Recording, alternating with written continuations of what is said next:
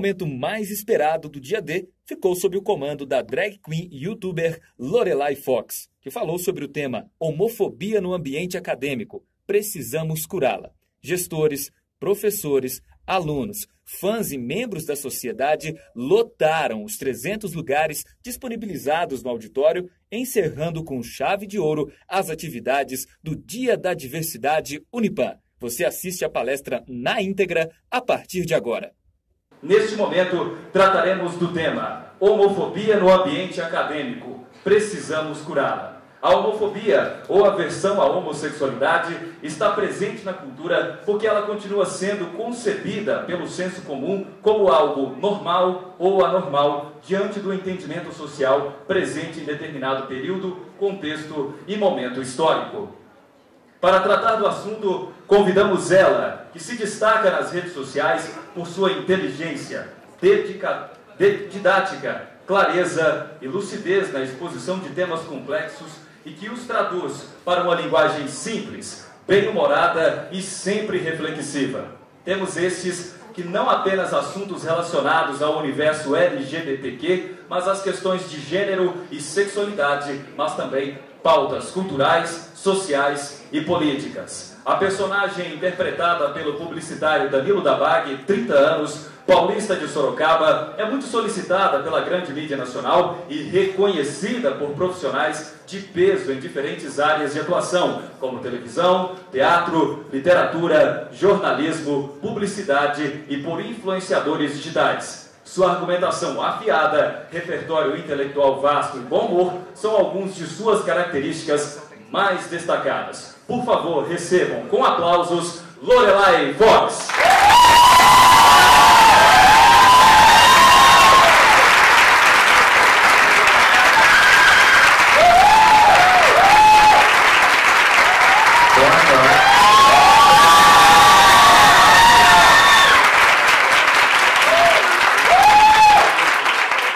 Alguém aqui acompanha o meu canal no YouTube? Então vocês sabem que foi exagero dele, né? Porque eu tava ali, nossa, meu Deus, quem será que essa pessoa tão elogiada? Mas enfim, sou só eu. Pra quem não me conhece, eu sou Lorelai Fox, drag queen há 13 anos. E sou também publicitário, trabalho na área há menos tempo do que sou drag queen, trabalho na área há aproximadamente 10 anos. Sou bastante velha, em outras palavras, né? Resumindo é isso. Mas isso é algo que me deixa muito feliz, porque tenho bastante experiência nessa área de comunicação. E fico muito feliz de hoje em dia estar aqui podendo dividir com vocês que estão começando nessa carreira deprimente. Ai, desculpa. Essa carreira maravilhosa, tá bom? Vão com fé, não vai ser fácil, tá bom, querida? Não sei se todo mundo aqui é do curso de comunicação, provavelmente não, né? Não, vai ter gente rica aqui então. A outra parcela já não vai estar funcionando muito bem, tá bom? E vou contar um pouco da minha história. Olha só, a história da drag queen, quem diria, né? Que esse dia chegaria. Eu comecei a me montar, eu tinha uns meus 16 para 17 anos, lá no interior de São Paulo, e tudo para ser uma grande diversão. Eu não levaria a sério aquilo, não levava a sério, assim como quando eu entrei na faculdade. Eu também não sabia que curso que eu queria fazer. Acabei conseguindo uma bolsa, fui bolsista do ProUni em 1980, louca, mentira, mas em 87. Fui da primeira leva do ProUni e me formei em publicidade. Naquela época eu já era drag e publicitário, só que eu não sabia que depois de anos e anos das duas profissões eu conseguiria unir essas duas coisas tão distintas e ao mesmo tempo não tão distintas. Já fazia 10 anos que eu me montava, já estava com 28 anos e o meio drag lá em Sorocaba começou a ficar fraco. Ninguém mais queria fazer show com drag nas boates, ficou difícil. E eu comecei a ser só publicitário, né? Porque eu não queria deixar de lado a drag. Não queria deixar de passar essa vergonha, né? A gente quer passar a vergonha de ser drag, né? Não é fácil, querida. E eu falei, ok, ou eu desisto, afinal 10 anos de carreira é bastante tempo para uma drag. Ou eu desisto, eu faço algo completamente diferente. Algo que eu sempre quis, algo que eu gosto muito, que é o YouTube. E falei, vou ser youtuber. Olha só, eu não tenho 15 anos, né? Coisa de gente novinha hoje em dia querer ser youtuber, já tá meio velha pra isso. Falei, vou criar meu canal pra minha drag e vamos ver o que vai dar. Eu criei o canal, assim, coloquei na minha cabeça como é que eu queria que fosse esse que era o grande job da minha vida. Falei, vou fazer um job. Job, pra quem não sabe, como é que se traduz job? É tipo trabalho. Só que job pra publicitário não é exatamente trabalho, é tipo trabalho, só que pra publicitário. Basicamente isso, ok? Daí eu criei toda a minha estratégia de comunicação pro meu canal, criei um monte de logo, pensei no nome, tive vários brainstorms. Meus amigos odiaram o nome do meu canal, odiaram o logo, odiaram tudo, mas eu acreditei. Primeira vez que eu não segui a opinião dos outros. Olha só, super autoajuda, né? Acredite em você. Nem sempre. E eu sou sincera. Falei, beleza, vou fazer um canal, o que as pessoas querem ver? O que as pessoas gostam? Maquiagem, eu entendo de maquiagem, tudo bem que era um lixo minha maquiagem há 2 anos atrás, né? Falei, vou fazer o primeiro vídeo, vai ser um tutorial de maquiagem. Fiz lá, gravei no meu quarto. Abominável aquele vídeo, tá no meu canal até hoje. Faz tanto tempo, faz 2 anos e meio. E beleza, postei. Publiquei no Facebook e tal. E numa semana eu tive 2.000 visualizações. O que é muita coisa para um primeiro vídeo de um canal desconhecido. E eu fiquei muito feliz, né? Claro que esse número grande, assim, proporcionalmente a um canal muito novo, é porque eu já era bastante conhecido lá no interior. Eu tinha muita gente que já conhecia meu trabalho e tal. Eu falei, beleza, segundo vídeo, o que será que eu vou falar?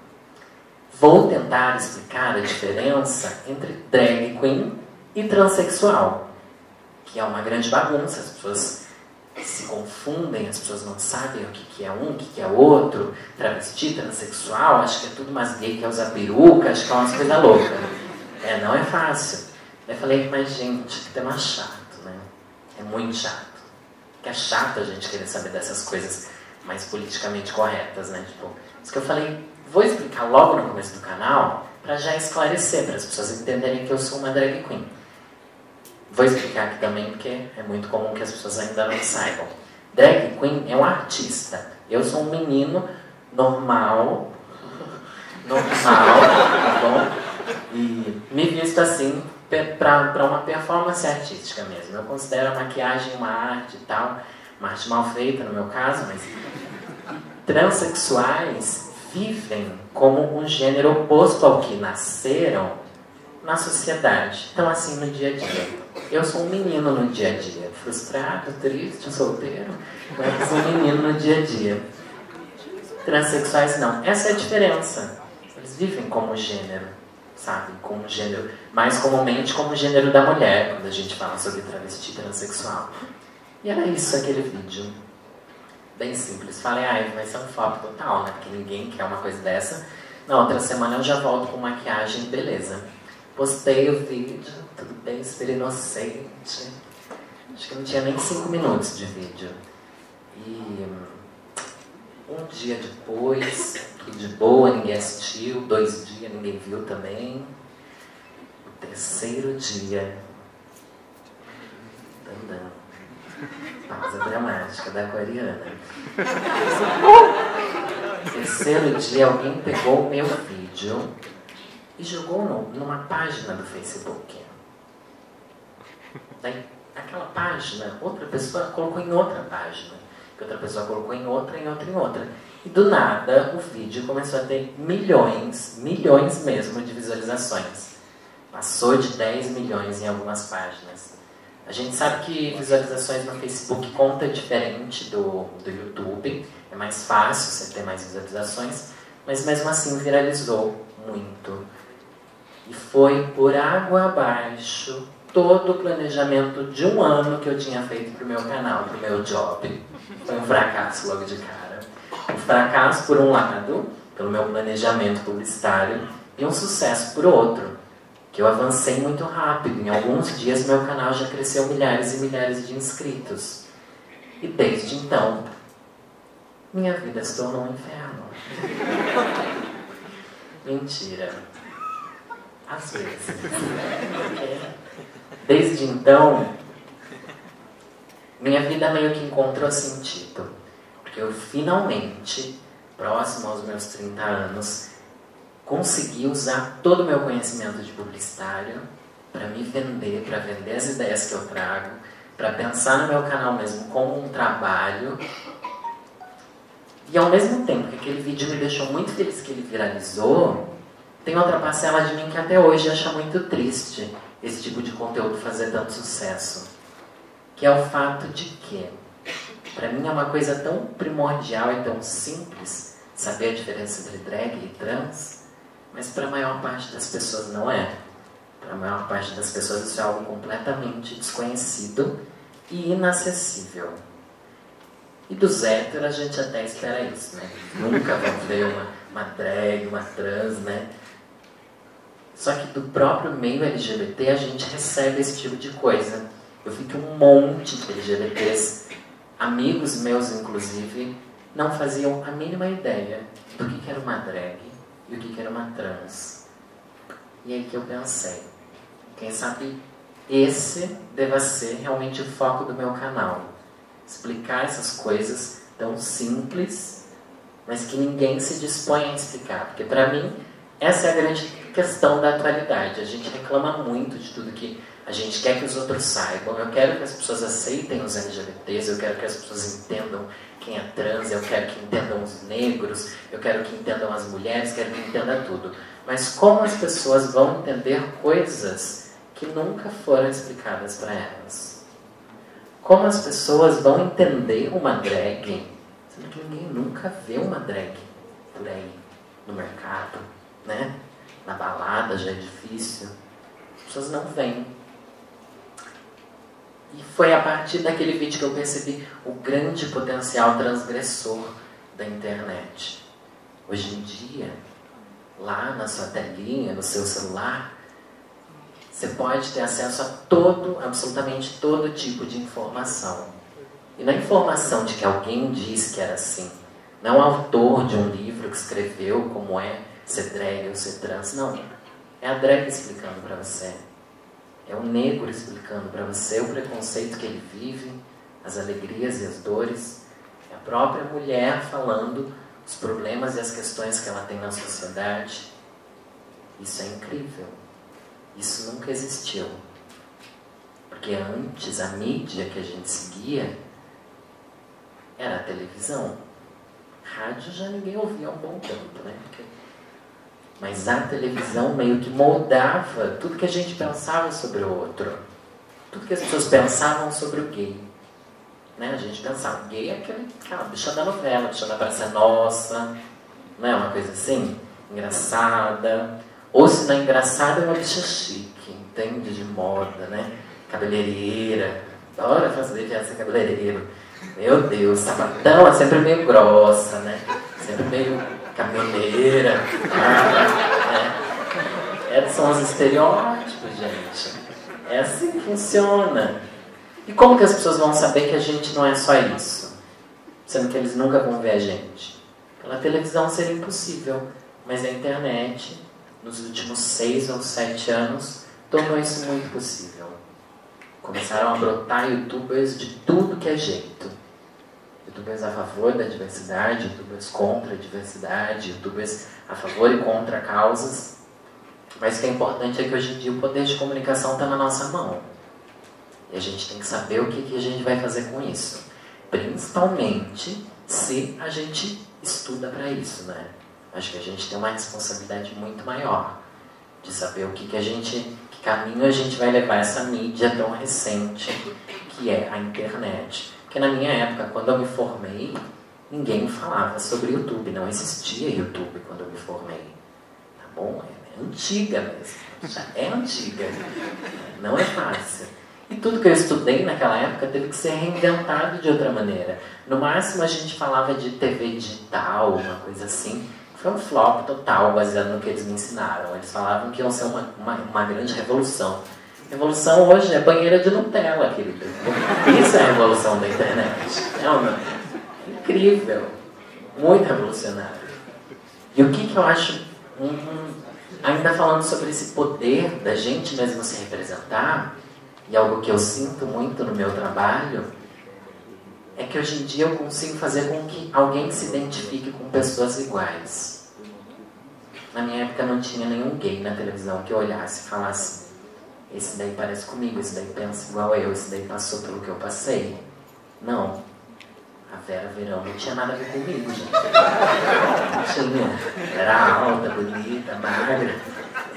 Vocês viram meu tamanho na hora que eu entrei, né? Não é fácil. Não tinha nada na televisão que a gente pudesse identificar. Os casais da televisão nunca viam um casal gay. Até, sei lá, parecer Brokeback Mountain. É engraçado, mas é triste. E a gente cresce querendo que o nosso comportamento, nosso padrão de relacionamento seja igual um relacionamento de héteros, que a gente não é hétero. E a gente cresce sem referências. Eu cresci sem referência nenhuma do que é um relacionamento. Até hoje eu acho difícil saber o que é ser um LGBT com 50, 60 anos. Eu não conheço. Muito raro. A gente não tem esses referenciais. Quando eu era adolescente e eu descobri, me entendi como gay, eu não tinha para quem perguntar. Eu não podia perguntar para minha mãe, né? A gente não pode.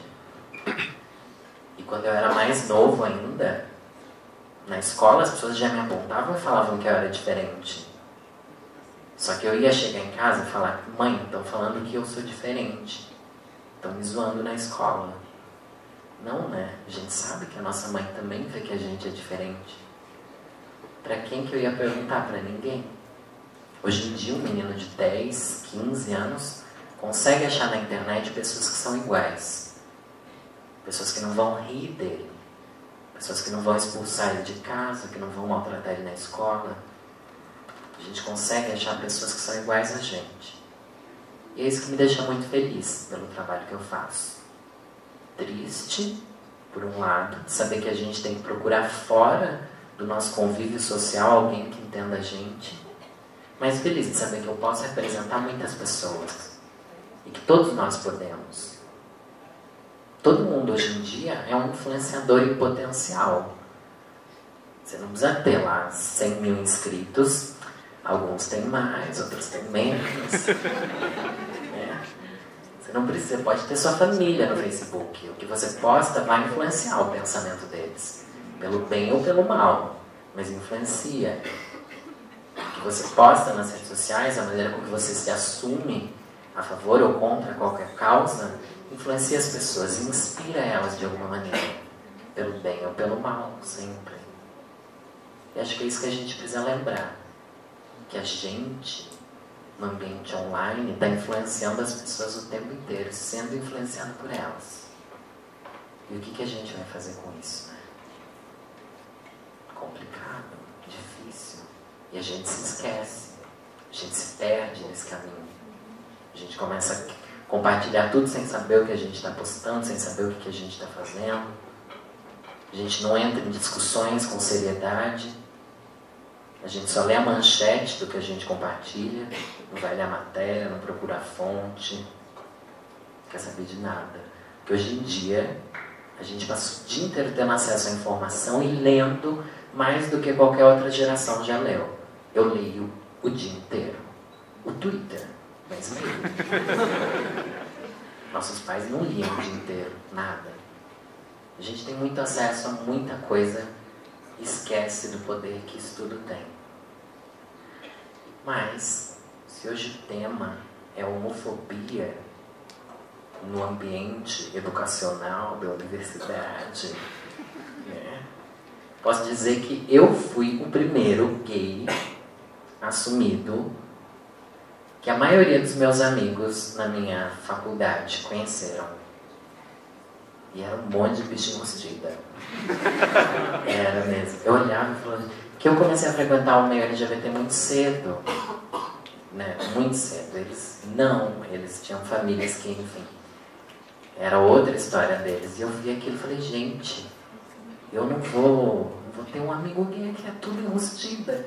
Mas com o tempo, eles foram percebendo que podiam se abrir comigo. Foram se assumindo pra mim.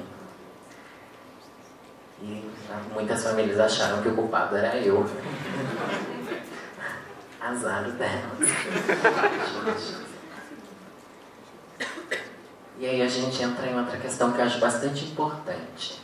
Qual é a importância da gente se assumir no ambiente social? Qual a importância de a gente se assumir como gay, como lésbica? Por quê, né? Por que eu preciso, na minha sala de aula, falar uma coisa de fora tão íntimo meu? Porque no ambiente de trabalho as pessoas acabam falando sobre essas coisas. Por que levantar uma bandeira? Parece que não precisa, né? Teoricamente, não diz respeito a ninguém, a intimidade da gente. Mas diz por quê? Porque a nossa vida... Obrigada, querida. Assistente de pau.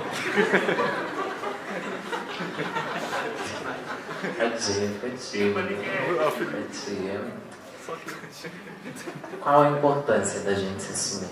A importância que eu sei, baseada na minha própria história, é inspirar as pessoas mais uma vez. Ser um referencial bom. Eu sei que muita gente não pode se assumir. Eu sei que muita gente perde o emprego, muita gente é expulso de casa, apanha, muita gente se sente pecador, muita gente acha que vai para o inferno. Muita gente não consegue. Mas eu não conseguiria, tendo toda a liberdade que eu tenho dentro da minha família, da religiosidade que eu sigo, de tudo, não me assumir. Porque eu sei que algumas pessoas precisam ter esse referencial. E é difícil porque a gente acaba virando alvo. Eu lembro que eu era muito alvo na época. Eu era muito mais garota na época da minha faculdade. Acredite, era possível. Eu tinha um cabelo comprido por aqui, de verdade, não era de plástico. Era de verdade. Todo mundo olhava pra mim e falava, nossa, o que é isso? O que está acontecendo? Eu meio que não me importava. E comecei convivendo com aquelas pessoas, com os héteros, com os professores mesmo, mostrar que por mais que eu fosse completamente diferente do padrão que todo mundo esperava que eu seguisse, afinal era completamente igual e sem graça com qualquer um de nós somos. E eu acho que esse é um dos maiores potenciais de se assumir nos ambientes da sociedade. Mostrar que no final a gente é tudo igual. Porque quando eles descobrirem que o gay, a lésbica, os LGBTs como um todo, tem um cotidiano igual ao que qualquer outro tem, eles aceitam mais fácil. É aquela coisa do exemplo. Eu acho que dar o exemplo é uma das melhores maneiras de desconstruir as pessoas. Eu dava o exemplo de que minha vida era muito sem graça. De que ser gay não era diferente. Ser gay eu sofria como as meninas sofriam. Eu era feliz como as meninas eram felizes com os namorados delas. No final, as questões se tornam pequenas quando a gente se deixa aproximar dos outros. E é isso que eu venho fazendo desde então. Mas eu sei que é complicado. Eu sei. E uma das grandes questões que eu gosto de pensar, principalmente quando eu converso com pessoas em um ambiente da educação, é sobre essa polêmica da questão de gênero nas escolas, né? Questão de gênero. Muito complicado. Eu acho que palestras como essa daqui não fariam sentido se a gente aprendesse desde pequenininho a saber o que é gênero, a entender os preconceitos que a gente vive e a apoiar o outro. E falar sobre questões de gênero está muito longe de falar sobre gay, de falar sobre trans, de falar sobre lésbica. Isso daí é um assunto que chega lá no final. Qual que é o primordial da questão de gênero? Que a gente esquece, que a gente só quer a polêmica, né? A questão de gênero é pensar: por que o homem tem esse papel na sociedade? Por que a mulher tem aquele outro papel na sociedade? Por que a criança, Uma pode usar azul, outra só pode usar rosa. Isso é questão de gênero. Eles falam que a gente quer transformar todo mundo em gay, todo mundo em, né, lésbica, sapatão. Gente, o mundo não é assim, tá bom? Não é... Nada pode transformar a nossa sexualidade, senão o próprio curso de quem a gente é. Eu acho que falar sobre questões de gênero é se perguntar qual que é o nosso papel na sociedade mesmo. Falar sobre questão de gênero é se perguntar por que sua mãe não pôde trabalhar quando criava os filhos. É perguntar por que seu pai sempre teve mais liberdade do que ela. É saber por que sua mãe, sua irmã foi ensinada desde pequenininha a lavar louça enquanto você ficava brincando. Alguns com boneca. Né? Mentira, eu não podia ter. E essa é outra questão. Por que a criança não pode ter um brinquedo, só pode ter outro? Isso tudo é questão de gênero. E vem muito antes de falar sobre sexualidade, sobre transexualidade, mais ainda. São questões primordiais e que transformam quem a gente é. Fazem desde pequenininho a gente olhar o outro como diferente. Isso porque não estou falando de cor. Se a gente entrar na questão racial, é mais primordial ainda. Diferenciar por gênero, por cor, muito complicado. E a gente não é levado a pensar nisso, desde pequeno. Mas tem uma grande diferença quando você é LGBT, é que você é levado a pensar na sua sexualidade. Levado a pensar por você mesmo, porque a sociedade não quer que você pense. Os héteros nunca têm aquele momento, tipo, por que eu gosto de mulher? Por quê? Isso está acontecendo comigo, meu Deus. Mãe, eu acho que eu gosto de mulher. Não tem isso. Tipo, será que se eu contar pra minha mãe que eu gosto de mulher, o que ela vai fazer? Eu, desde pequeno, sentia isso. Se eu contar uma coisa dessa pra alguém, o que eles vão fazer comigo? E mais, por que eles vão fazer isso comigo? Por quê? Por que a minha sexualidade importa tanto? Essas questões são complicadas. São tudo caixas que a gente se deixa viver. E que pior ainda, que a gente quer que os outros vivam. Porque não basta a gente estar dentro das caixas, a gente quer que o outro viva também. Acho que o principal foco, quando me perguntam se no futuro a gente vai querer que todo mundo seja trans, que ninguém tenha gênero, blá blá blá, não tem nada a ver com isso. Não é querer que outro seja. É simplesmente deixar as pessoas serem quem elas são. Quem elas se entenderem como são. A gente não deixa. E dentro do meio LGBT a gente também não deixa. Que sua filha pode ser lésbica? Pode. Mas não precisa se comportar igual um homem. Tem que ser feminina. Né? Você pode ser o que você é, desde que você participe da caixa que eu deixo você morar dentro. Triste, né? No final, acho que ninguém está feliz dentro da própria caixa e quer colocar os outros dentro da caixinha do Shining Box. Não é legal. Não é legal. E acho que isso precisa ser desconstruído como um todo, principalmente no ambiente acadêmico. É um passo para a gente estar no ambiente de trabalho. É um choque atrás do outro. E ser gay é se assumir a vida inteira. Você se assume para você, se assume para sua família, se assume na escola, se assume na faculdade, se assume no trabalho. É demitido, se assume no trabalho. No arranjo de emprego, tudo bem, daí não precisa se assumir de novo. Se assume nas redes sociais. Cansativo, né? Por que a gente cobra isso das pessoas? Por que a gente quer? Por que a gente tem que se assumir? É cansativo demais? Já fiz um vídeo sobre isso, sobre quanto cansa ser gay. Não quer dizer que eu tô cansado de pegar homem, não é isso. Isso a gente não cansa, né, amiga? Quando acontece, né? Que já é a realidade hoje em dia.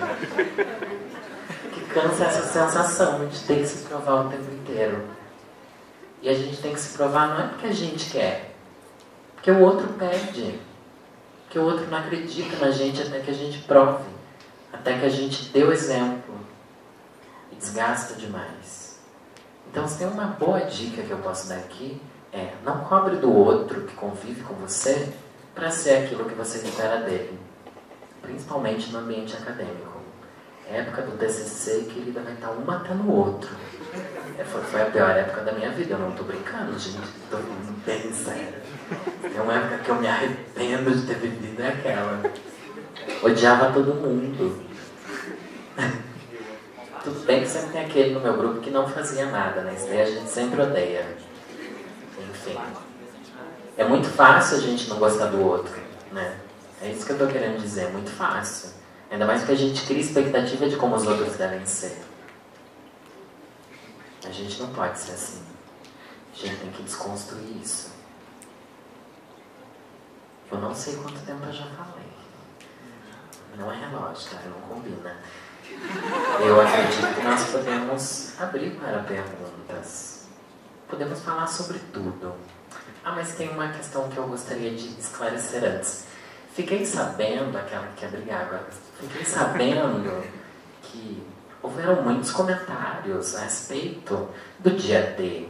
Muitas pessoas fizeram questionamentos que eu acho muito pertinentes e importantes, como por exemplo, por que então a gente não faz um dia para os héteros?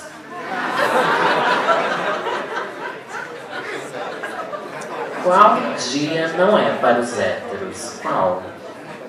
Todos os dias são para héteros. Tá, mas essa não é a resposta, essa é a resposta da lacração. Mas era uma resposta com mais sentido. A questão é que, a princípio, parece que faz sentido mesmo a gente ter dias e comemorações para todo mundo. Só que hoje não é um dia de comemoração. A parada LGBT não é exatamente uma comemoração. O Dia da Consciência Negra não é uma comemoração. São datas para a gente lembrar e trazer à tona discussões que precisam ser feitas e estimuladas na sociedade, no ambiente acadêmico. Se não tiver um dia para que as pessoas ouçam o que a gente tem para falar, não vai ter dia nenhum. E outra coisa que é bem comum as pessoas falarem, que direitos que a gente busca, né? A gente já tem os mesmos direitos, né? Os héteros, LGBT, dia do orgulho hétero, dia do orgulho gay, tudo bem, vamos lá. O tipo de questionamento que eu gosto de trazer. Por que a gente fala que a gente tem orgulho LGBT? Que a gente enfrenta uma sociedade que não quer que a gente seja quem a gente é. Pergunte para um hétero se ele conhece alguém que já perdeu uma vaga de emprego porque ele é hétero. Será que ele já foi zoado no emprego porque ele é hétero? Eu já fui porque eu sou gay. Em agência de publicidade, que a gente acha que é todo mundo descolado. Não é não? Não é fácil. Será que é todo mundo tão igual? O dia do orgulho hétero? Que orgulho, né? Papai e mamãe podendo andar de mão dada no shopping. Eu não posso? Até em São Paulo, na Rua Augusta, que é a rua mais gay do Brasil, o gay já levou uma lâmpada na cara. Eu tenho medo até lá. Se eu tô montada, então eu não saio de casa, querida, do carro para aqui, para dentro do carro, pro hotel, porque tem esse medo. O hétero tem medo de que alguém vê ele de mão dada com a mulher dele, vão bater nele por causa disso, vão xingar ele. Tem outra coisa também que as pessoas falam, homofobia, morte por homofobia. O Brasil é o país que mais mata pessoas trans no mundo. Os dados são muito difíceis de serem conseguidos, principalmente morte de gays.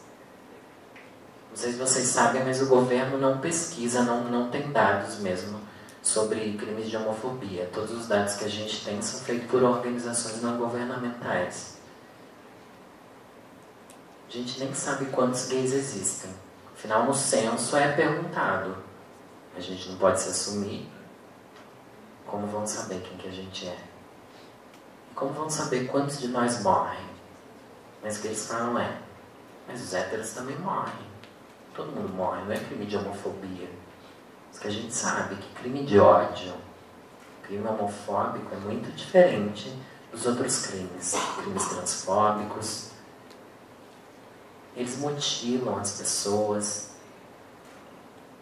eles destroem elas, esfregam na cara da sociedade, para que o nosso próprio corpo seja uma vergonha para a nossa família no nosso enterro. Pesado, né? Isso é homofobia. Uma das caras da homofobia é essa, o ódio que as pessoas sentem. E todos os dias alguém morre assim. Nem todos a gente fica sabendo. Porque ninguém liga. Isso não é manchete, né? E o que a gente vai fazer com isso? Complicado. Será que dá orgulho viver num mundo que quer maltratar e destruir a gente? Eu tenho orgulho. Porque eu me considero uma pessoa íntegra. Eu considero que eu faço o melhor que eu posso dentro das minhas condições e sobrevivo. E ajudo as pessoas a sobreviverem. Tenho orgulho de enfrentar a sociedade. Eu preciso enfrentar ela. É muito triste precisar disso. E mesmo os héteros, muitos precisam enfrentar também. Por outras questões. Mas não por serem héteros. Vamos abrir para a pergunta, valendo 50 pontos. Vou trocar de microfone agora. A Ellen Rocha está trazendo aqui para mim.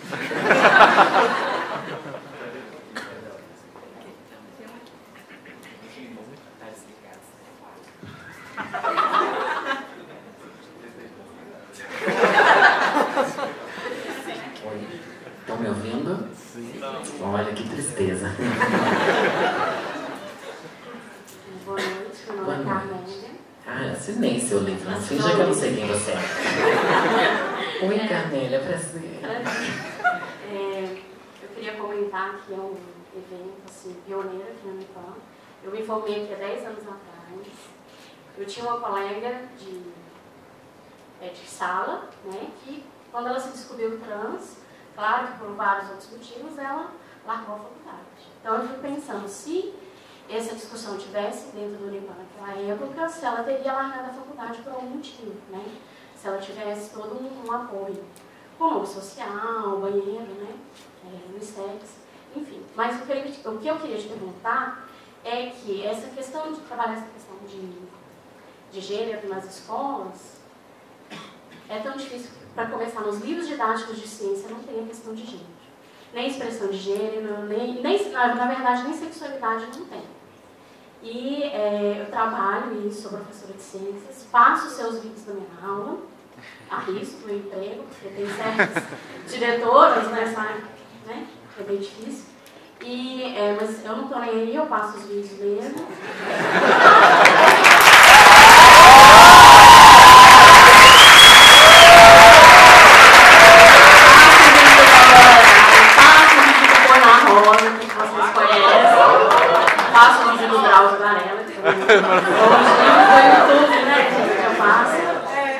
Mas eu queria te perguntar, o que eu falo para uma criança eu dou aula para alunos de 10 a 15 anos, sei lá, uma frase, uma coisa mágica, assim, para eles se aceitarem. Porque o que eu vejo em sala de aula é que as crianças não se aceitam, né? Não pelo gênero, mas pela expressão de gênero, né? O cabelo, o peso, tudo. Porque isso vai influenciar nos estudos dela. Às vezes eu acho que até algumas crianças eu olho assim e falo, nossa, ela tem que melhorar para ela ser uma pessoa feliz. O que eu falo para essa criança? Estou jogando na sua mão. Uma frase mágica não vai existir, né? Não é assim que funciona, minha filha. Com calma. Se fosse assim, o primeiro vídeo ia ser esse. Frase mágica para se aceitar LGBT. Pronto. Falando sobre a sua amiga trans, eu acho que é um assunto que eu gosto de tratar também, que é sobre a evasão escolar realmente das pessoas trans. Não sei se vocês sabem, a expectativa de vida de pessoas trans no Brasil é de 36 anos. todas elas morrem antes disso. Por quê? Porque mais de 90% delas estão na prostituição. Por quê? Complicado. Adoro jogar isso complicado. Eu pensava mesmo se eu sei a resposta. Mentira,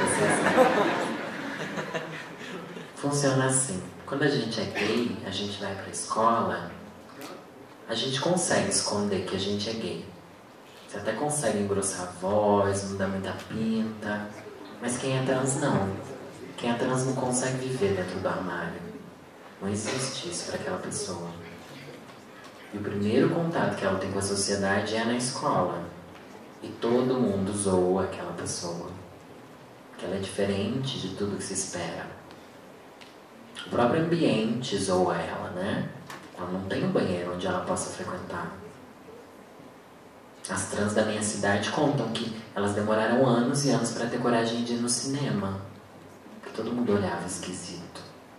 Que elas não tinham coragem de ir num banheiro de shopping, por exemplo. Daí você faz o quê? Você larga a escola. Você não consegue frequentar aquele lugar. Você larga a escola. Seu pai vai ficar feliz com isso? Não. Seu pai já te odeia porque você é trans. Te expulsa de casa. Essa é a realidade. Quando você é expulso de casa, você não frequenta a escola, você vai pra rua. Quem te acolhe na rua? Como você vai ganhar dinheiro sem estudo, sem família, sem base nenhuma? Prostituição. Desde muito cedo. E a prostituição é um trabalho de risco. Por isso elas morrem. Então é preciso que a gente olhe para essa questão, olhando mais de longe, assim, e percebendo o impacto que as questões de gênero têm na sociedade, que destrói realmente vidas, deixa as pessoas completamente desamparadas. Isso é muito importante que a gente reflita o quanto antes. E o que a gente pode fazer a partir disso? Muito complicado as pessoas terem que conviver um banheiro, dividir um banheiro. Isso pode salvar a vida de alguém, um ambiente mais acolhedor. Mas a gente não liga, né? Porque o seu está garantido. Por que a gente vai se importar com isso? E agora perguntando sobre as crianças, eu acho muito triste ter que passar vídeos meus na escola, ao mesmo tempo que eu acho feliz. Porque faz com que eu fique muito orgulhoso do meu trabalho. Muitos professores falam isso pra mim. Só que é muito triste o professor precisar de um apoio de alguém que não é preparado para aquilo. Eu sou publicitário e tal, eu não sou preparado para fazer um conteúdo didático a ponto de ser professor dentro de uma sala de aula. Isso mostra um despreparo mesmo do governo muito grande. E é muito triste que a maioria dos professores não tenha a intenção que você tem de ajudar realmente essas crianças. Eu acho que o que a gente tem que fazer é criar um ambiente mais acolhedor, mostrar para as pessoas que as diferenças delas tornam elas especiais, exclusivas, e ao mesmo tempo mostrar que todo mundo é igual um ao outro. Eu acho que o foco tem que ser em fortalecer a autoestima da pessoa, principalmente isso, para que ela não sofra a partir do ataque dos outros, para que ela consiga se manter feliz sabendo quem ela é. Mas é um processo muito longo. Para ela se aceitar não vai ter um clique assim. Para a gente se aceitar demora muito tempo. Demora uma vida de entendimento. A gente não pode cobrar que uma criança se aceite e tal de uma hora para outra. Isso é outro assunto que eu gosto de tocar, aquela que não para mais de falar. Foi uma pergunta e já foi 20 minutos aqui, né, querida? Aqui é geração de conteúdo, influencer. Um assunto que tem muito a ver com isso é o quanto a gente cobra para os outros aceitarem a gente. Por que a gente quer que nossos pais nos aceitem, né? Por que a gente quer que o nosso amigo de faculdade aceite? Mas não é fácil. Se pra gente que passa por esse processo demora muito para chegar à autoaceitação, quando você sai do armário pro seu pai, você querer que ele fale assim, arrasou, bicha. Não vai acontecer. É um processo longo. Pra gente tá aqui, dentro da gente mesmo é difícil, imagina para quem tá fora. É algo que eu gosto de pensar bastante também. A gente quer que nossos pais nos aceitem, mas a gente tem que saber que a aceitação leva bastante tempo. Tá? Então vamos cobrar menos as pessoas e ter mais empatia com isso. Sempre que eu penso que quando a gente se assume para os nossos pais, a gente meio que quebra todos os sonhos que eles tinham pra gente. Porque os sonhos dos pais estão dentro daquelas caixinhas, do que eles acham que é certo ou errado, do que eles acham que é ser feliz ou não. Porque é dentro do que eles achavam sobre a própria vida deles. Os filhos são a continuação da vida dos pais. Quando a gente se assume, a gente joga tudo aquilo por água abaixo. E tudo bem. Porque com o processo eles vão aprender a ver que eles amam a gente não por causa dos sonhos que a gente realizaria para eles, mas sim por quem a gente é mesmo. Mas pode não dar certo também. É um risco que a gente corre. Mas é um risco libertador. A gente está assumindo quem a gente é. Muito complicado. É bom. Responde a sua pergunta. Ou melhor, a resposta foi: não tem o que fazer, querida. Basicamente é um processo imenso de tentar fazer as pessoas entenderem. E outra coisa que eu acho muito importante é mostrar para as pessoas a diversidade, não porque você acha que todas as crianças vão ser LGBT, mas sim todas as crianças vão conviver com alguém LGBT. Isso é inevitável. Todos nós vamos conviver. E como que seu filho vai conviver com o amiguinho dele que é gay, com um amiguinho trans dele? Como que ele vai conviver, mesmo que ele não seja? Por isso é importante que a gente traga esses assuntos. Temos mais uma pergunta ou já desistiram de mim? Temos aqui. Como eu havia te dito lá de fora... Todo mundo já me conhece, eu paguei para eles perguntarem, vocês perceberam, né? Tem aqui ninguém que não me conhece. Meu nome é Tylon. De noite, eu sou Alan Stephanie. Sou drag queen. Sou drag queen. A maioria das pessoas aqui talvez devem me conhecer nas festas. Eu e essa pessoinha aqui também. A gente dá a cara a tapa aqui na cidade para mostrar que as drags daqui têm poder. Mesmo que eu e ele, nas noites, a gente tem poder de mostrar que o reboco na cara é arte. E...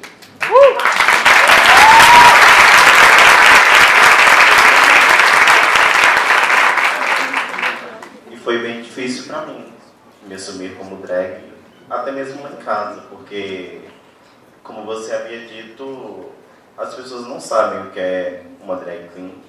Meu pai achava que eu era uma travesti, achava que porque o esmalte estava lá, digamos assim, na mesinha, era porque eu estava saindo à noite usando esmalte, um vestidinho curto. Tava, né? Basicamente. Isso ele não errou. Desculpa. Mas na cabeça dele eu estava saindo... Eles acham que a gente se prostitui, sim, basicamente isso. E com o tempo ele foi aceitando, foi entendendo que aquilo era apenas uma brincadeira na cabeça dele. E com o tempo eu fui arrumando pessoas ao meu redor que me aceitavam do jeito que eu, digamos assim, escolhi seguir, que é ser drag. Escolhi ter essa arte comigo, porque depois que eu me tornei drag queen, eu tive 3 namorados. Olha, quase tá a melhor que eu, né? Quase a Taylor Swift. Ensina isso. E todos esses 3 namorados, um deles virou drag e os outros 2 me aceitaram da forma que eu estava saindo à noite, saíram comigo, assim. Digamos assim, o restante, né? Eu espero que dure mais. Também tem planos de se montar, enfim. Você contaminou todo mundo com essa drag. Mas eu sei como é isso. Tem muita gente que eu sou amigo que começou a se montar por causa de mim. Não deu certo, né? Porque a gente derruba as outras, mas... Não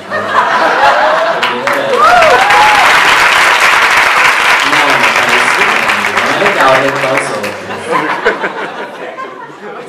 Eu queria te perguntar como foi pra você se assumir como drag pra sua família ou até mesmo todos os seus amigos mais íntimos.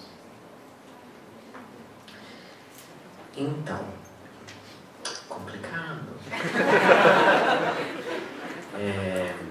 Eu tinha lá meus 16 para 17 anos, eu fui entrar num concurso na minha cidade, concurso de drag. E eu precisava da ajuda da minha mãe para as minhas roupas e tudo. Ela já sabia que eu era gay, mas daí eu tive que contar pra ela que eu era drag. E não temos, sei lá, eu acho que eu fui bem sem noção de contar isso. Eu era novinho, meio que não consegui prever a reação dela. Mas a minha mãe me disse a frase que eu trago comigo até hoje. Ela falou assim: Danilo é meu nome, pra quem sabe. Danilo, eu sempre soube que tudo que você toca vira arte. Nossa!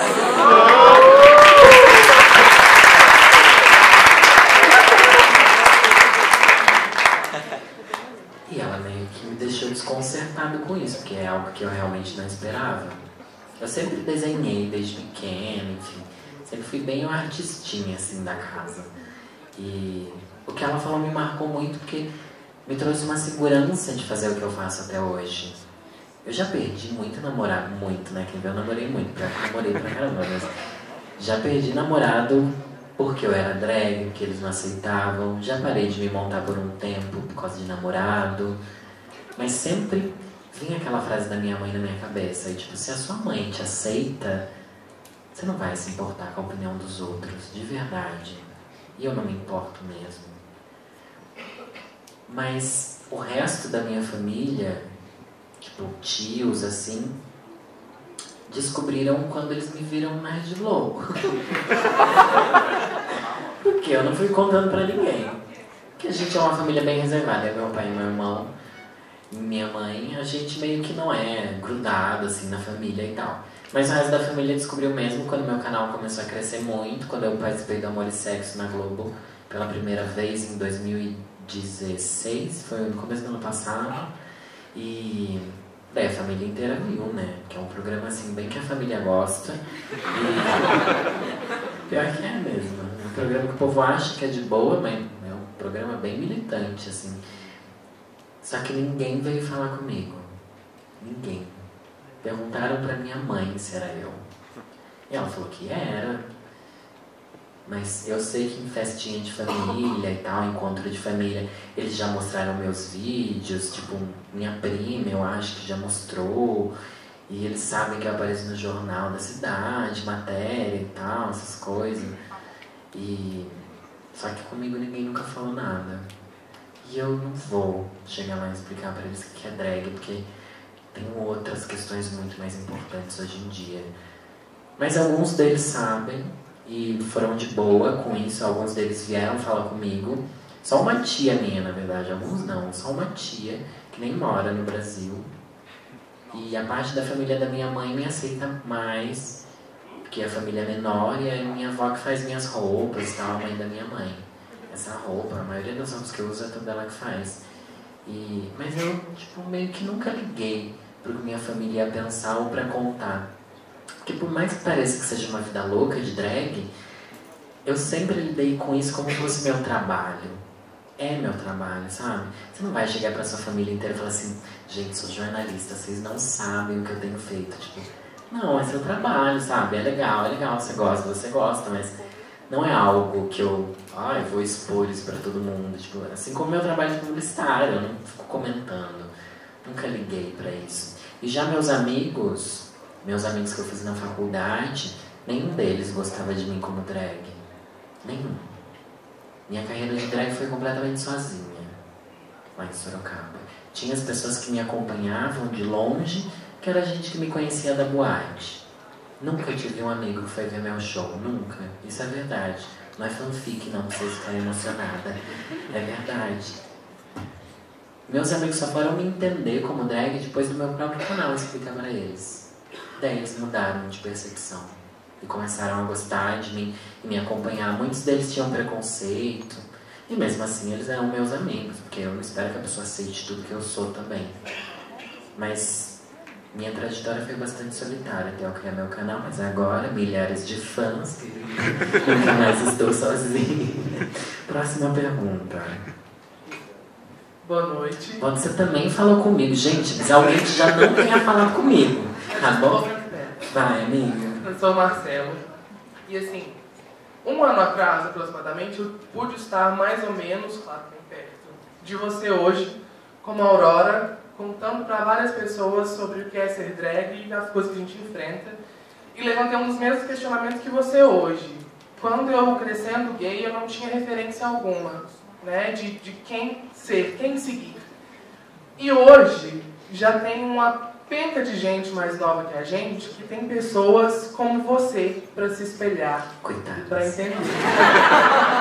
Eu queria saber, assim, como você se sente sabendo de todas essas pessoas que se espelham em você, porque é algo que você disse que começou a fazer pensando nisso, e você acha que já tá bom, você já conseguiu influenciar bastante gente, ou você ainda pode fazer muita coisa boa? Nunca é o bastante.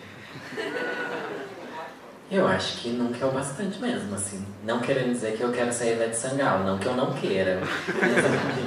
Eu acho que a gente sempre pode crescer mais como profissional em qualquer área. Sempre. E o YouTube me trouxe, sei lá, um crescimento profissional e um alcance que eu jamais pensei que eu fosse ter. E isso me traz muito peso, muito pânico mesmo. Me dá medo real, assim. Porque não é só ser um youtuber famoso, sabe? A gente representar as pessoas sobre temas tão delicados e tão íntimos delas é algo muito assustador. Eu sinto muito medo de errar o tempo inteiro. Quando eu vou criar um vídeo, eu sinto muito medo. No começo eu não tinha isso, no começo eu era desligado, mesmo depois do vídeo que viralizou e tal. Eu meio que não ligava, mas quanto maior ficou meu canal, mais eu fui conhecendo pessoas da militância e tal, mas eu fui sentindo um peso muito grande. Então é bastante desesperador. Falo que é legal, é gostoso, mas tem dias que eu me sinto responsável real pelas pessoas, sabe? Pela juventude brasileira. É cafona, mas eu me sinto real, porque tipo, meu canal tem 300 mil inscritos, é pouco, sabe, para um padrão YouTube. Só que dentro do meio LGBT eu sou um dos maiores canais. Então eu sei que eu represento esse público de verdade. Esses dias eu fiz um vídeo completamente descontrolada sobre suicídio. Porque eu me senti completamente irresponsável, sabe? Tipo, o menino se matou, tinha 23 anos, a idade do meu público. E eu escuto o tempo inteiro pessoas falando que eu ajudei elas a sair da depressão, que eu ajudei eles a se entenderem. E eu sinto essa cobrança de chegar em todo mundo, mas eu não chego. Ninguém chega, né? É muito complicado, de verdade, gente, é pesado. Elas podem, né? Um menino se matou. Se matam todo dia. Por causa de família, por causa de aceitação. Não consegui ajudar ele. Ninguém ali perto dele conseguiu. Porque a família não deixava. E eu me sinto bastante responsável. Eu acho que isso me motiva também. Eu acho que a gente tem que se sentir mais responsável pela sociedade que a gente vive. Pelos problemas que a gente enfrenta. Porque eu não consigo ver as pessoas sofrendo sem trazer um pouco daquele sofrimento pra mim. Por mais que eu não viva exatamente o que ela vive. Por mais que seja sofrimento, sei lá, das mulheres, dos negros. A gente tem que meio que colocar a mão na consciência e ver se a gente pode ajudar de alguma forma. Porque senão alguém que tá perto da gente pode morrer, pode se matar. O menino se enforcou na sala dele. Quem encontrou ele foi a mãe dele. Postaram no Facebook falando. A família inteira falou que é porque ele se afastou de Deus, se afastou da igreja. Ninguém entendeu que ele se afastou da igreja porque a igreja falava que ele era um pecado. Eu não pude ajudar essa pessoa. Ninguém aqui pôde. A gente tem que pensar assim. Às vezes a gente só se sente motivado, né? Quando a água bate no pescoço já. E eu acho que a gente tá com a água no pescoço há muito tempo. Sem fazer nada, sabe? Por isso que o Brasil tá nesse momento tão conservador. A gente deixou a água subir. Mas eu não vou deixar mais, querida. Você vai ver, 2018 a Lorelai Fox na presidência.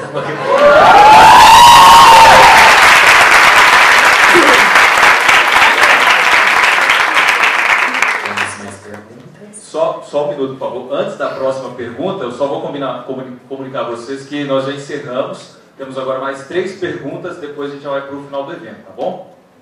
Gina, nem comecei a falar ainda. Tá complicado, hein? Esse horário tá complicado. Meu marido, gente, desculpa. Cláudia Benelar, eu trabalho aqui na instituição.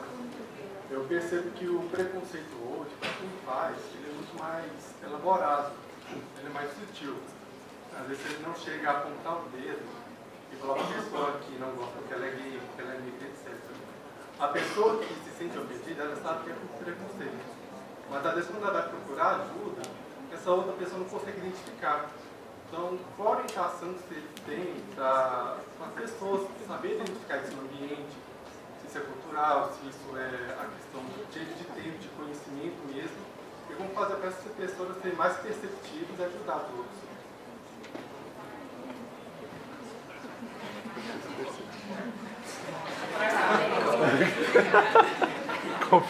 Não está fácil. Eu acho que primeiro a gente precisa, para que a gente consiga reconhecer situações de preconceito, a gente precisa esclarecer quais são essas situações. Falar realmente quais coisas são preconceito, quais coisas não são, sabe? Esclarecendo as pessoas a respeito de coisas muito pequenas, tipo piadas do dia a dia, podem soar preconceituosos, a maneira com que as pessoas tratam umas às outras no ambiente de trabalho. Existem outras demonstrações mais óbvias, por exemplo, as pessoas, mulher não ganha o mesmo que homem. Todo mundo acha que é um mimimi, né? As pessoas não enxergam isso como um preconceito. As pessoas muitas vezes não enxergam como preconceito as pessoas falarem pra uma menina alisar o cabelo, por exemplo. São pequenas coisas preconceituosas que a gente faz no dia a dia. Falar que é mais bonito quem é magro é preconceito.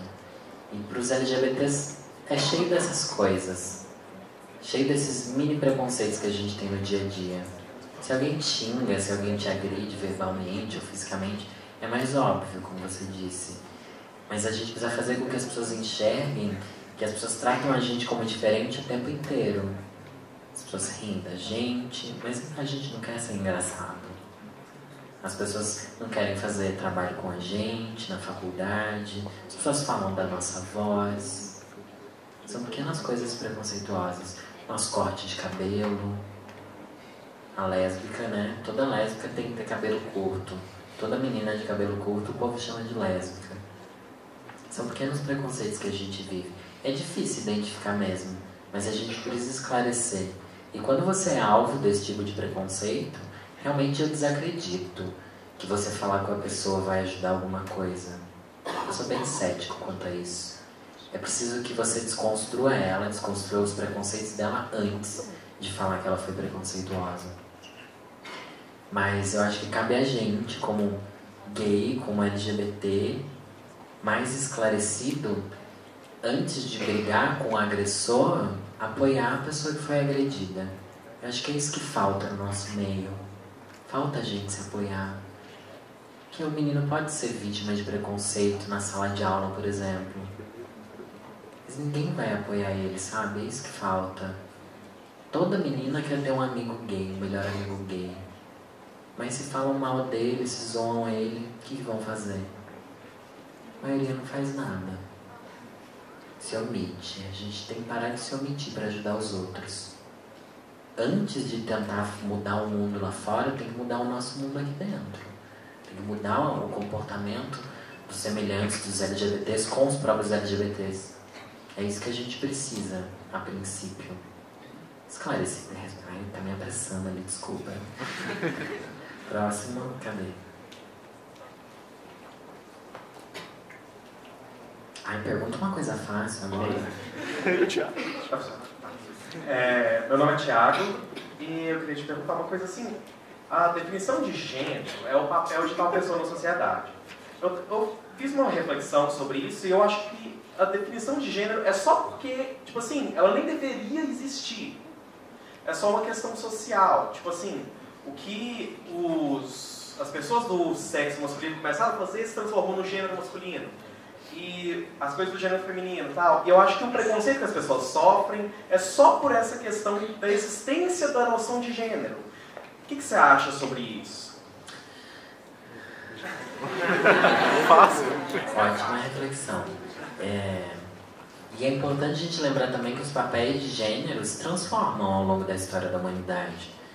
Hoje em dia, homens fazem coisas que eram para mulheres e vice-versa. Então, é realmente uma construção social desse momento histórico que a gente está vivendo. Mas eu não acho que o ideal mesmo seja não existirem mais gêneros. Não acho que isso é necessário. Por quê? O gênero é uma das maneiras da gente se sentir incluído. O ser humano tem essa necessidade de pertencer a grupos, né? É um animal social. E eu acho que o futuro mesmo é a gente deixar com que as pessoas definam o que elas entendem sobre o gênero delas mesmas. Eu acho que é mais isso do que tentar desconstruir tanto assim a ponto de não existirem mais gêneros.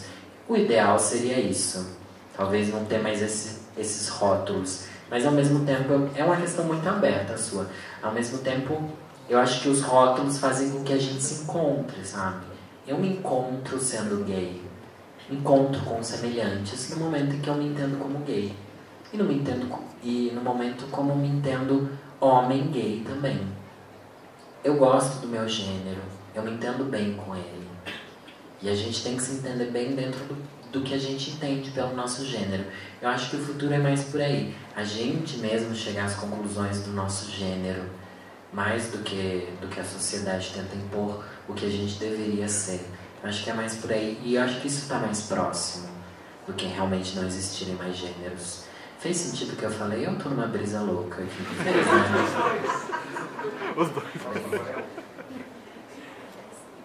Última pergunta, amiga. Vamos ver valendo 100 mil reais. Bom, meu nome é Sara, eu sou psicóloga. E sim, gente, a maioria dos psicólogos são gays, tá? Olha pra você. Bom, como ao longo das perguntas você acabou me respondendo a pergunta que eu teria. Então eu vou falar um pouco, resumidamente, do trabalho que eu faço e te devolver uma outra pergunta e também te dar um feedback. Eu trabalho na saúde pública. Eu trabalho na saúde pública já há 5 anos e eu trabalho com o público de várias idades, da criança ao idoso. Então a sexualidade ela é presente em todos esses momentos, né? Em todas essas idades. E o que eu vejo que é uma grande dificuldade é a aceitação dos pais. E uma pergunta que eu escuto muito durante o meu trabalho, eu trabalho com psicoterapia de grupo, é como é que eu vou falar de o que é ser gay se eu não sou? E de fato eu não sou. Então, como você me respondeu, né, respondendo os demais, eu acabei virando, né, onde eu trabalho, uma figura um pouco parecida com ela, só que as pessoas não me contestam. Eu sou meio que a louca que chega e faz, compra briga. E... Duas loucas aqui, tô vendo. Compra briga. E aí, ao mesmo tempo, como você se sente dando voz, mesmo não alcançando a todos? No mês passado, na minha cidade, eu não sou daqui, um adolescente cometeu suicídio. E mês passado era, né, o mês da prevenção ao suicídio, Setembro Amarelo. E eu acabei fazendo um circuito de palestras. Então, assim, você colocou que falar, né, é bom levar os seus vídeos, o seu material, mas ao mesmo tempo você se entristece, mas é você falando. Eu posso falar por uma outra minoria que é mulher e negra. Você pode falar pela sua minoria, né? Então, como é falar isso? Eu sei que você já colocou, mas como é? Porque eu posso trabalhar a parte técnica, o acolhimento, a sexualidade com o humano nessas faixas etárias, mas eu não sou gay. Como que eu vou falar? Né? Tanto é que eu também uso muita coisa, muito material seu. E como é falar isso? Poder falar isso, esse empoderamento, porque a autonomia de ser o que somos leva tempo para aceitação. Muito obrigada, amiga. Alguém entendeu? Meu Deus. Então, você tem você quer falar mesmo? Olha só, temos um debate agora.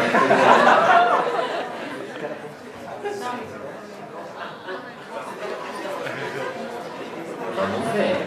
faz passar vergonha, Carmélia. Pelo amor de Deus. Palestra minha. Minha palestra dela, vou colocar atrás do microfone. Não, mas porque eu também não sou gay. E eu tenho uma luta, né? Você explicar o que é o gênero, ainda mais para uma criança de 12 anos, não sei qual é a idade, com o seu público. Meu bem, ensina a amar, porque não tem outro jeito. Você ensina a respeitar, ensina eles a respeitar quem é diferente deles, que ninguém é errado, todos nós somos diferentes, então a gente tem que respeitar a diferença e falar para eles amar, não se ficar no recalque. Meus alunos têm um negócio de recalque, nossa, é difícil, e ensina eles a amar, porque a gente não vai mudar, não tem como a gente mudar o mundo, né, sozinho, então a gente tem que fazer isso, eu acho.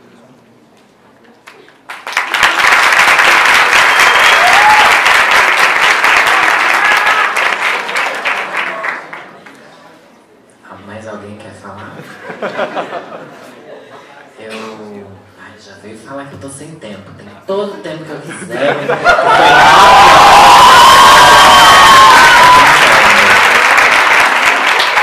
Vai pagar meu cachê depois. Já tô indo embora. Uma questão que eu acho importante sobre isso, o lugar de fala, né, o local de fala que a gente tem, é que eu não consigo falar em todos os lugares. Eu preciso que pessoas repassem o que eu digo. E não só pelos meus vídeos. Eu preciso que vocês aqui estão ouvindo o que eu estou dizendo. Sejam vocês gays, héteros, estranhos, loucas, tá bom? Preguiçosos, muitos são preguiçosos e repetentes. Repassem isso que a gente fala, mas que vocês não façam parte. Porque a gente não vai conseguir atingir, realmente, chegar muito longe se as pessoas não repassarem aquilo que a gente disse. E da maneira delas mesmas, entre os erros e os acertos. Hoje em dia existe uma cobrança muito grande de que só a gente pode falar sobre aquilo que a gente passa. Sim, só a gente pode falar com total propriedade. Mas eu não consigo fazer uma palestra onde eu não fale sobre o mínimo que eu posso falar sobre negros. Mínimo existem, sabe? Mesmo eu não sendo mulher nem negro, que eu acho que é importante. Eu sou branco, eu vou atingir as pessoas de uma maneira que um negro talvez não conseguisse. É muito triste. E eu quero que os héteros tenham essa consciência. Às vezes um hétero falando sobre questões LGBT vai atingir outros héteros de uma maneira que eles não me ouviriam, né? Eu acho que isso é importante a gente ter, essa consciência mesmo. E não parar de falar, desde que a gente saiba tentar pelo menos se pautar o mínimo que a gente está falando para ter uma verdade naquilo e continuar a levar esses discursos mesmo. Quanto mais discurso a gente puder levar, melhor. E como você trabalha em grupo, eu acho que a principal questão é mostrar como que a gente pode conviver com a diferença mesmo, sabe? Eu falo muitas vezes sobre trans e travestis e prostituição e tal, porque eu convivi por muito tempo com essas pessoas.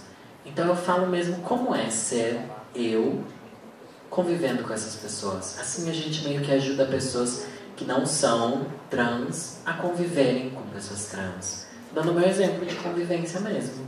Com mulheres, falando de como eu entendo as questões dela, qual a minha ótica sobre isso. E é o que eu espero que as pessoas façam, entendeu? Então, eu sei que, se é possível, é sempre bom que a gente fale em primeira pessoa. Que o gay fale o que é ser gay, que a mulher fale o que é ser mulher. Mas que essas pessoas não vão conseguir atingir todo mundo. Por isso é preciso que todo mundo fale.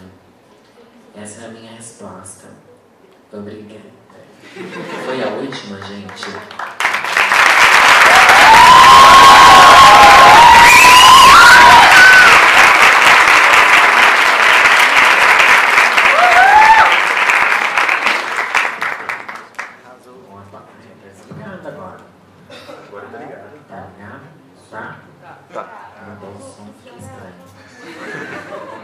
Agora aqui, roda Jequiti. Silvio Santos, vamos lá. Oi? Esse daqui tá um pouco melhor, que eu falo baixo, sou velha. Eu quero, antes de eu me despedir, eu quero fazer um stories aqui, tá bom? Vou marcar todo mundo. Tá? Passa a lista.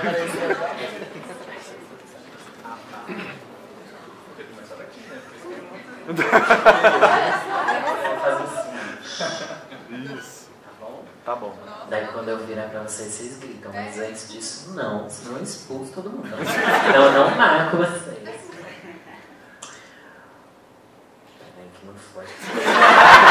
Eu não consigo, gente. Mas hoje minha gente me cobrou. Você tem que fazer o negócio no evento. Eu falei, ai gente, eu não consigo. Vou fazer agora pra você ficar feliz, inferno.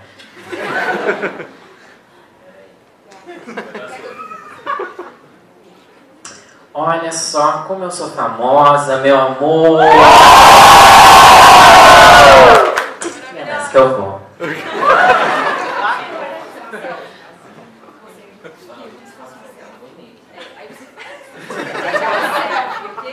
Galera, foto em movimento, né?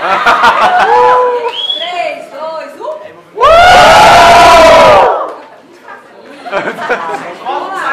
Dissolve, hein? 3, 2, 1. Vamos agora, pra valer, hein?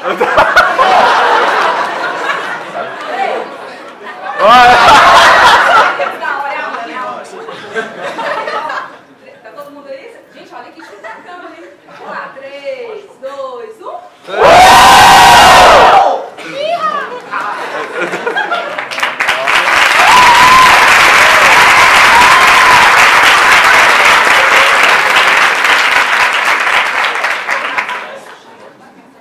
Pode se despedir, pode ir embora.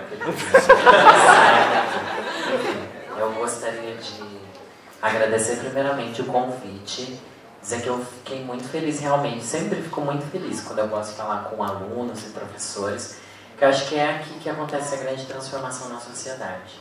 Acho que a educação é o que transforma mesmo, sabe? E a gente tem que ter isso como consciência. Esse é o slogan? É sério?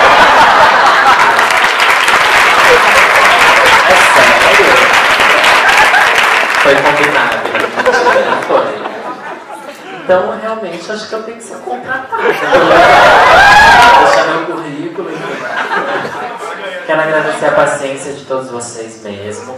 E quero que vocês saiam daqui muito mais motivados, realmente, a trabalhar, a ser um ser humano mais ativo, a respeito das questões de diversidade na sociedade como um todo mesmo. Não só as questões LGBT, eu acho que a gente pode ir muito além disso, sabe? A gente consegue mesmo transformar, e principalmente transformar a partir do nosso trabalho. Isso é algo que eu fiz, é algo que eu transformei realmente a minha vida e a das pessoas a partir da publicidade, a partir da minha formação. Então tenho essa consciência, a vida de vocês vai ser um inferno, mas a gente consegue transformar o mundo sim. Muito obrigado pelo carinho, e é nessa que eu vou.